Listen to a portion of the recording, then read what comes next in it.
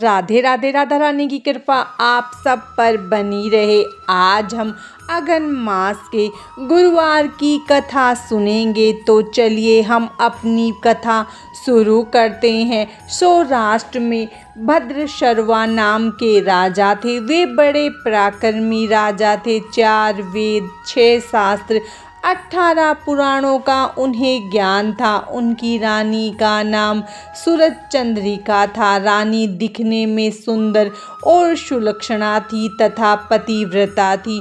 उन दोनों को 7 पुत्र तथा उसके बाद एक कन्या का वरदान मिला था। कन्या का नाम श्याम बाला था। एक बार महालक्ष्मी जी के मन में आया कि जाकर उस राजा के राजप्रसाद में रहे।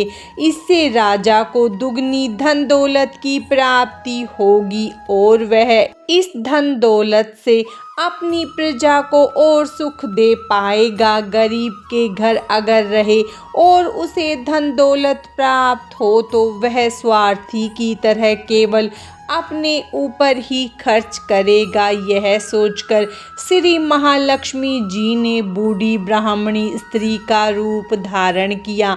हाथ में लाठी लिए लाठी के सहारे रानी के द्वार पर पहुंची। यद्यपि उन्होंने बूढ़ी औरत का रूप धारण किया था पर उनके चेहरे पर देवी का तेज था।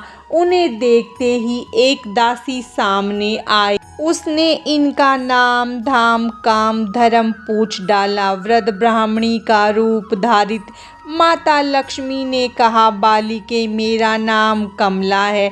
मेरे पति का नाम भुवनेश है। हम द्वारिका में रहते हैं। तुम्हारी रानी पिछले जन्म में एक वैश्य की पत्नी थी। वह वैश्य गरीब था। दरिद्रता के कारण हर रोज घर में झगड़े होते थे तथा उसका पति रोज उसे मारता था। इन बातों से तंग आकर वह घर छोड़कर चली गई तथा वन जंगल में खाली पेट भटकने लगी। उसकी इस दुर्दशा पर मुझे दया आई। तब मैंने उसे सुख संपत्ति देने वाली श्री महालक्ष्मी की कथा सुनाई। मेरे कहने पर उसने श्री महालक्ष्मी का व्रत किया। श्री महालक्ष्मी प्रसन्न हुई। उसकी गरीबी दूर हुई। उसका घर संसार दौलत संतति संपत्ति से भर गया। बाद में पति पत्नी दोनों परलोक सिधारे। लक्ष्मी व्रत करने के कारण वे लक्ष्मी लोक में रहे। उन्होंने जितने साल महालक्ष्मी का व्रत किया उतने 1000 साल उन्हें सुख भोग मिला। इस जन्म में उसका जन्म राजघराने में हुआ है परंतु वह श्री महालक्ष्मी का व्रत करना भूल गई है। उसे यह याद दिलाने मैं यहाँ आई हूँ।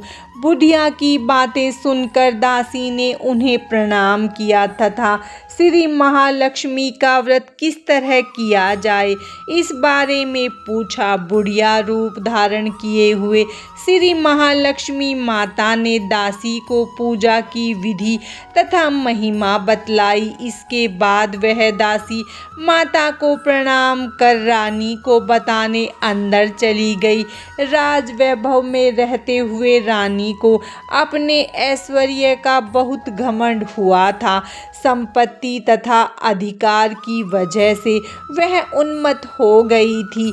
दासी द्वारा बताई गई बुढ़िया की बातें सुनकर वह आग बबूला होकर राजद्वार पर आकर बुढ़िया रूपी श्री महालक्ष्मी पर बरस पड़ी। उसे यह मालूम नहीं था कि श्री महालक्ष्मी माता बुढ़िया का रूप धारण किए द्वार तक आई है परंतु रानी का इस कदर रूखा बर्ताव तथा अपना अनादर देखकर माता ने वहां ठहरना ठीक न समझा। वे वहां से चल पड़ी। राह में उन्हें राजकुमारी श्याम बाला मिली।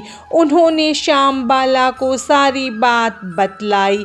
श्याम बाला ने अपनी ओर से श्री महालक्ष्मी माता से क्षमा मांगी। माता को उस पर दया आई। उन्होंने श्याम बाला को श्री महालक्ष्मी व्रत के बारे में बताया। उस दिन अघन माघ शीष माह का पहला गुरुवार था। श्यामबाला ने परम श्रद्धा से श्री महालक्ष्मी का व्रत रखा। फलस्वरूप राजा सिद्धेश्वर के सुपुत्र मालाधर से उसका विवाह हुआ।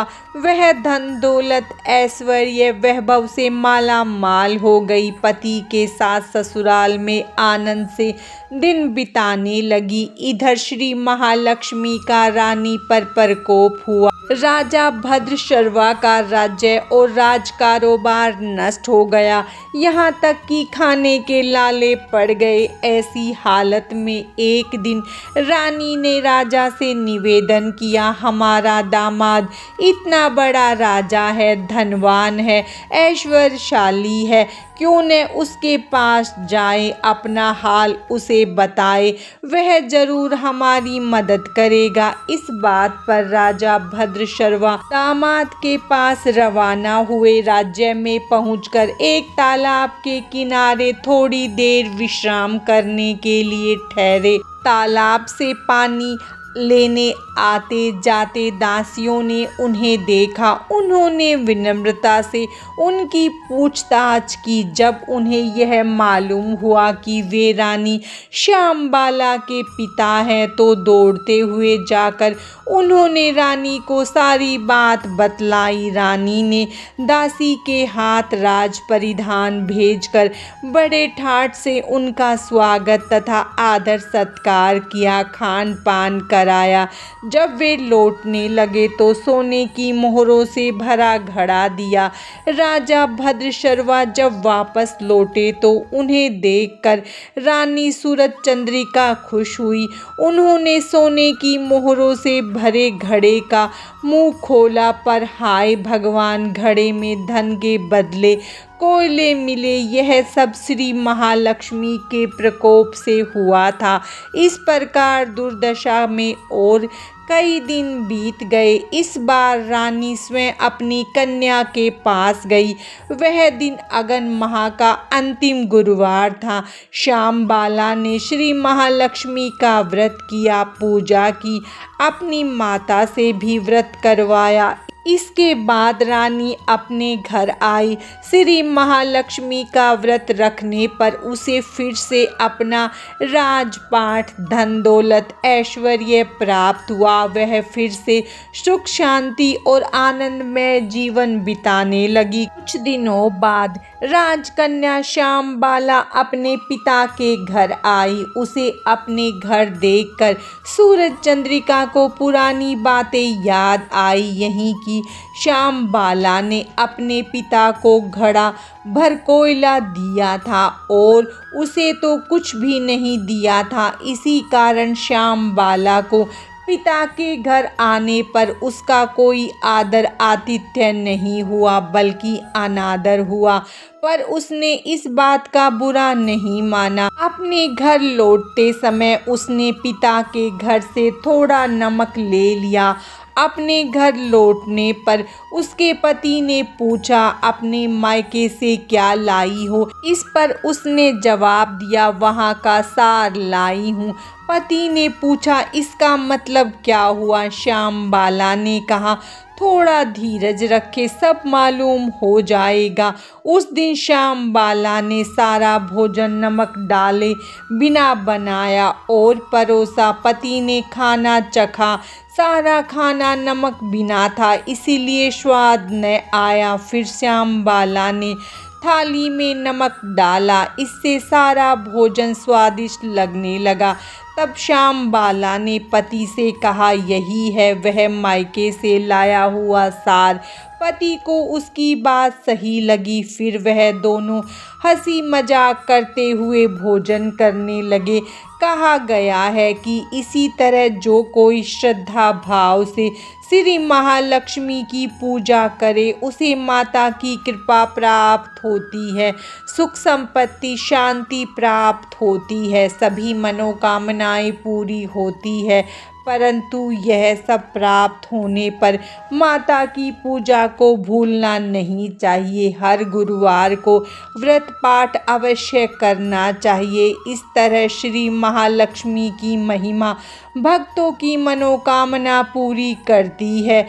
इस प्रकार श्री महालक्ष्मी की गुरुवार की कथा संपूर्ण होती है। माता लक्ष्मी की कृपा आप सब पर सदा बनी रहे। राधे राधे।